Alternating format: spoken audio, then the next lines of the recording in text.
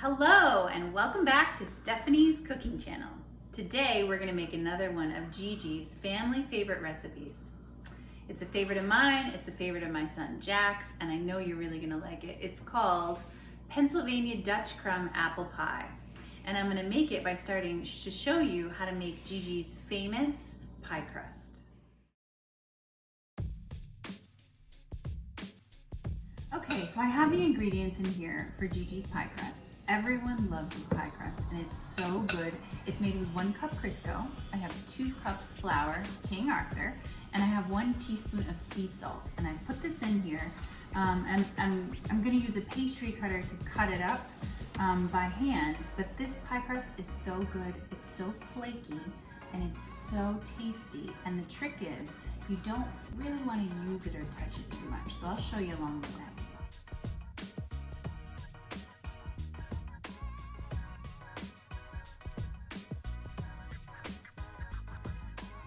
Okay, so now I have all the ingredients cut up and I'm gonna put in 5 tablespoons of cold water. Depending on the day, the humidity of the day, I might have to put in a little less or a little more water, but today I'm gonna put in 5 tablespoons of water. And I don't ice the water, I just get nice cold water from the tap.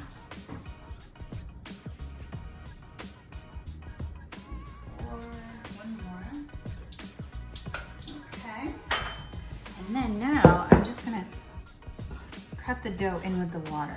And I don't want to do this too long. I don't want to do it too much, just enough till it all comes together.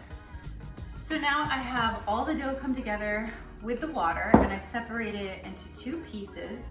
And the reason I have one piece bigger than the other is because this recipe calls for 1 pastry for 1 9-inch pie. So I just made this piece a little bigger to roll out, and then I'm gonna save these for my sister Trisha and make some pastry cuts with this because she just loves to eat these with a little bit of Gigi's strawberry jam on it. So I'm gonna put this away and then I'm gonna roll this out. So now I'm ready to roll out the dough, and like I said, the key to this is you do not want to touch the dough too much. You don't want to roll it out for too long and you don't want to touch it for too long. That's what's going to make the dough extra flaky, okay?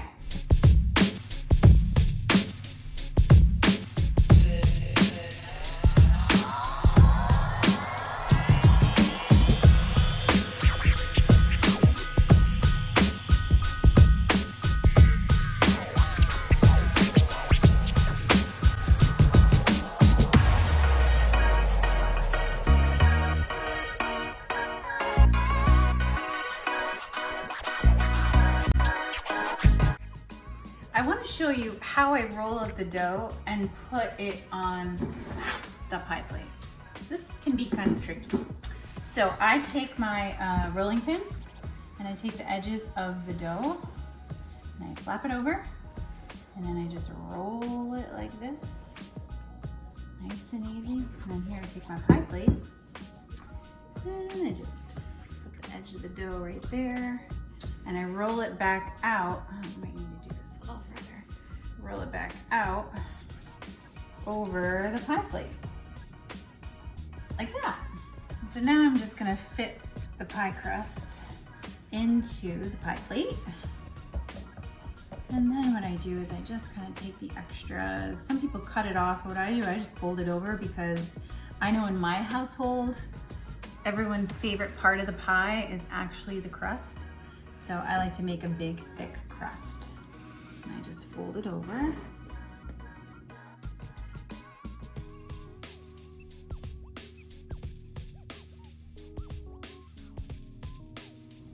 So now we're ready to crimp the edges. I'm gonna show you how I do that. There's a number of ways you can do it. This is how I do it. I just kind of take my 2 fingers and then push my other finger in between them. I just go around the edges like that. Make it look pretty. Again, this is thick on the top, but everyone in my house loves the crust, so I like to make it nice and thick. Okay.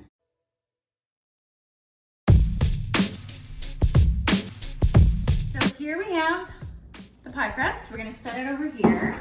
And I have in here 8 cups of peeled and chopped apples. And my favorite type of apple to get for this pie is Spy Gold. It's really not around that much right now. It is around in the back of Gigi's yard. Those are my favorite apples to get, but they're not ready either. So I have a mix of Empire. I have a mix of, I think, Envy and Snapdragon, and there's also a little bit of Honeycrisp in there. So I got 8 cups of that, and then I have a half a cup of granulated sugar mixed with 1 teaspoon of cinnamon. I've mixed that up. I'm gonna pour it in over the apples. And then, this is what I like to do. Let's put the top back on and shake it up.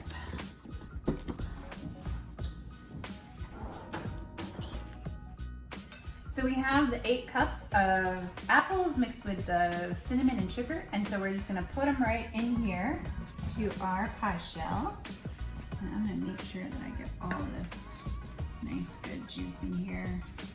And then I just kind of lay the apples around to make sure they're all even. There we go. And we're just about ready to put the crumb mixture on top. Okay, there we go. Now we're ready for the crumb mixture to go on top. And here I have 3/4 cup flour. I've mixed it up with a half cup sugar.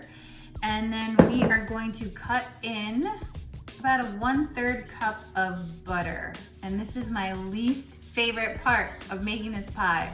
It just takes so much time having to cut in the butter into the flour. And you know who's really good at it? Kishin. So she's gonna help me today. I got you, I held out, and I'm trying to stay safe.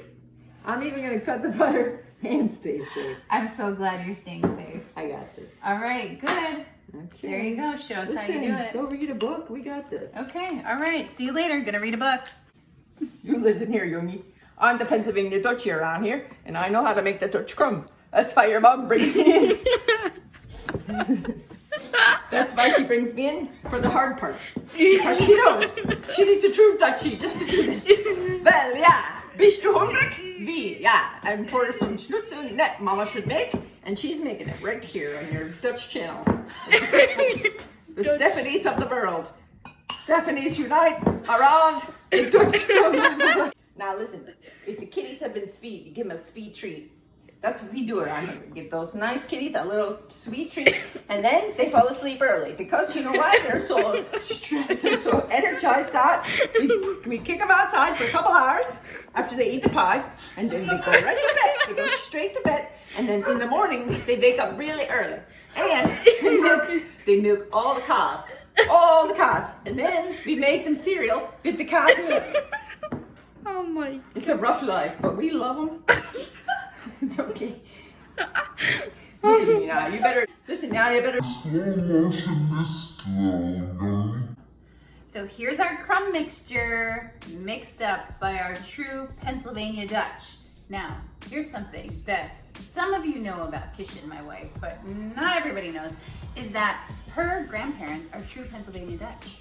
And that she just told me actually that her grandmother, or her pappy, her grandfather, went to school and learned English and went home and taught his parents how to speak English.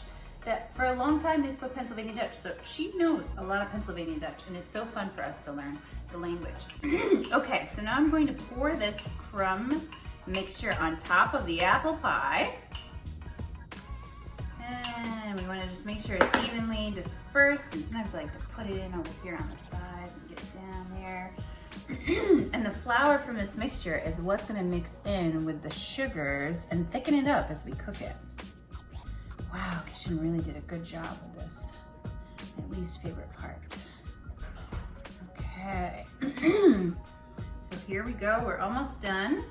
And the next part the last part before we put it in oven is we have to have a pie shield because we don't want our crust edges to burn. So I'm gonna put my pie shields around the crust. If you don't have pie shields, you can use tin foil. That is fine too. Anything just to make sure you kind of cover those up until the last 10 minutes of cooking. And then we're gonna put it in the oven, 425 for 10 minutes. And then we're gonna turn it down to let's see what the recipe says. 350 for about 50 more minutes. You wanna make sure you put a knife right in there about 50 minutes in to make sure that the apples are nice and tender, and if they are, you're all set.